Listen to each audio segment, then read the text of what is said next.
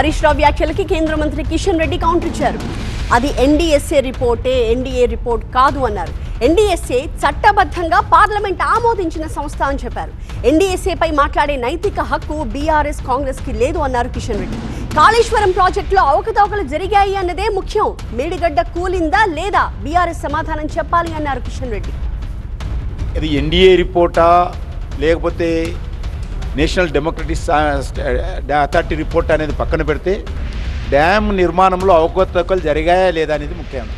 Report ఎవరిచ్చారని కాదు, మేడిగట్ట కూలిందా లేదా, అక్కడ అవకతవకలు జరిగాయా లేదా ఈరోజు. కాబట్టి అది ప్రధానమైనటువంటి అంశం.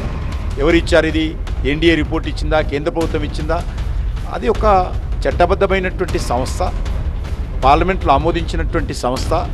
ఆ సంస్థ బాధ్యత దేశంలో ఉన్నటువంటి ప్రధానమైనటువంటి ఇరిగేషన్ ప్రాజెక్టులను పర్యవేక్షిస్తూ ఎప్పటికప్పుడు ఆ రాష్ట్ర ప్రభుత్వాలకు సలహాలు సూచనలు ఇచ్చేటువంటి సంస్థ అది. ఆ బాధ్యత అది నెరవేరుస్తూ ఉన్నది. దాన్ని పక్కన పెట్టి ఇది ఎవరిచ్చారు, ఇది ఎవరెందుకు ఇచ్చారు, ఇది ఎవరి కమిటీ, ఏ పార్టీతో కుమ్ముక్కైంది అనేటువంటి ప్రధానమైనటువంటి అంశం కాదు ఇది.